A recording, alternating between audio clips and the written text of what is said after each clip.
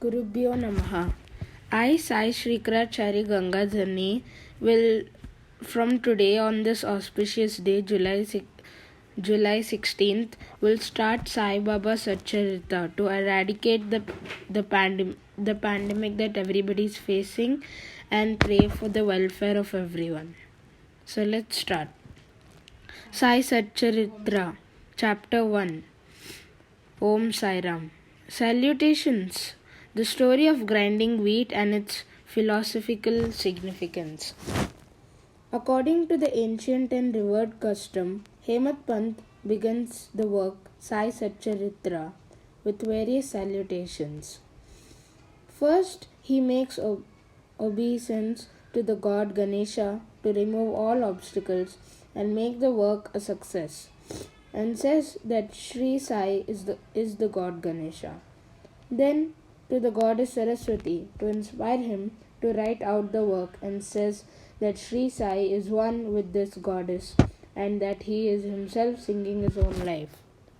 Then to the gods Brahma, Vishnu and Shankar, the creating, preserving and destroying deities respectively, and says that Sainath is one of them, and he, as the great teacher, will carry us across the river of worldly existence. Then to his tutelary deity Narayan Adinath, who manifested himself in Konkan, the land reclaimed by Parashurama, Rama in the Hindi version, from the sea, and to the Adi, original Purusha of the family. Then to the Bharadwaja Muni, into whose Gotra, or which is known as clan, he was born, and also to various rishis, Yajnavalakya, Bhrigu, Parashara, Narad, Vedavyasa, Sanak, Sanandan, Sanat Kumar, Shuka, Shonak, Vishwamitra, Vasishta, Valmiki, Vamadeva, Jaimini, Vaishampayana, Navayogindra, etc. And also modern saints such as Nivriti, Gnandev, Sopan, Muktabai, Janardhan, Ekanath, Namdev, Tukaram, Kanha and Narahari, etc. Then to his grandfather Sadashiv, father Raghunath, his mother, who left him in his infancy, to his paternal aunt, who brought him up, and to his loving elder brother. Then to the readers and praise them to give their whole and undivided attention to his work. And lastly to his Guru Sri Sainath, an incarnation of Sri Dattatreya, who is his sole refuge and who will make him realize that Brahman is the reality and the world an illusion. And incidentally to all the beings in whom the Lord God dwells.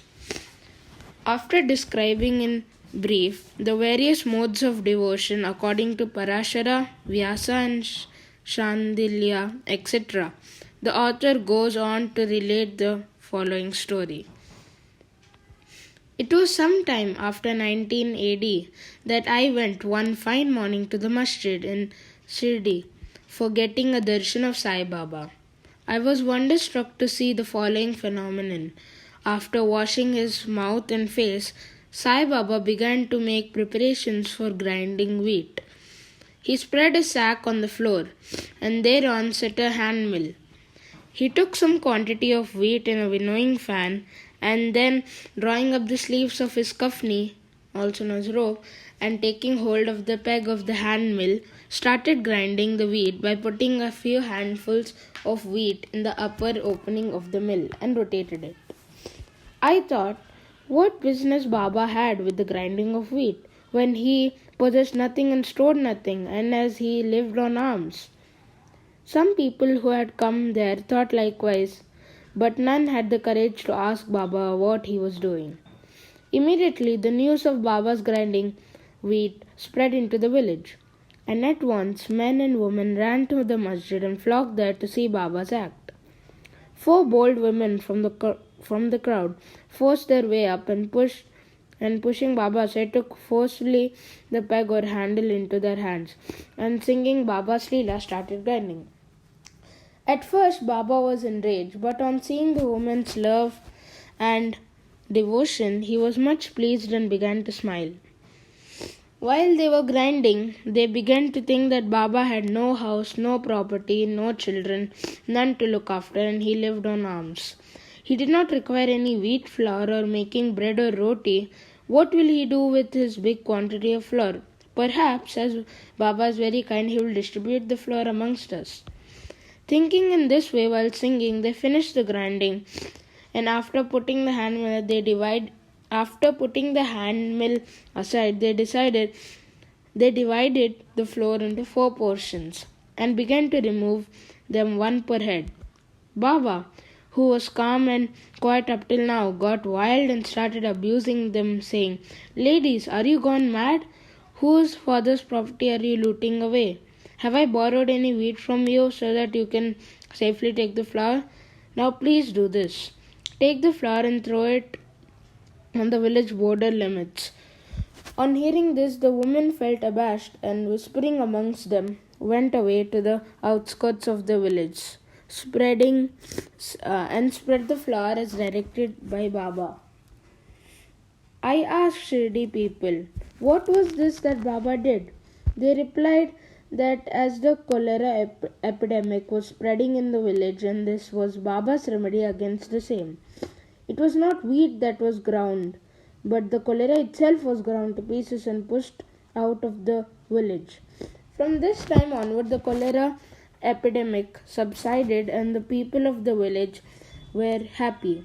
I was much pleased to know all this, but at the same time my curiosity was also aroused. I began to ask myself, what earthly connection was there between wheat flour and cholera? What was the causal relation between the two, and how to reconcile them? The incident seemed to be inexplicable. I should write something on this and sing to my heart's content Baba's sweet Leelas. Thinking in this way about this Leela, my heart was filled with joy, and I was thus inspired to write Baba's life, the Satcharitra. And as we know, with Baba's grace and blessing, this work was successfully accomplished. Now coming to the next topic, philosophical significance of grinding. Apart from the meaning that the people of Shirdi put on the incident of grinding wheat there is, we think a philosophical significance too. Sai Baba lived in Shirdi for about 60 years, and during this long period he did the business of grinding almost every day. Not, however, the wheat alone, but the sins, the mental and physical afflictions, and the miseries of his innumerable devotees. The 2 stones of his mill consisted of karma and bhakti, the former being the lower and the latter the upper one. The handle with which Baba worked the mill consisted of jnana. It was the firm conviction of Baba that knowledge or self-realization is not possible unless there is a prior act of grinding of all our impulses, desires, sins, and of the 3 gunas, sattva, raja, and tama, and the ahamkara, which is so subtle and therefore so difficult to be got rid of. This reminds us of a similar story of Kabir, who, seeing a woman grinding corn, said to his Guru Nipatiranjana, I was weeping because I feel the agony of being crushed in this wheel of worldly existence, like the corn in the hand mill. Nipatiranjana replied, do not be afraid. Hold fast to the handle of knowledge of this mill. And as I do not wander far away from the same, but turn inward to the center, and you are sure to be saved. Bo to Sri Sai. Peace to be all. Thank you.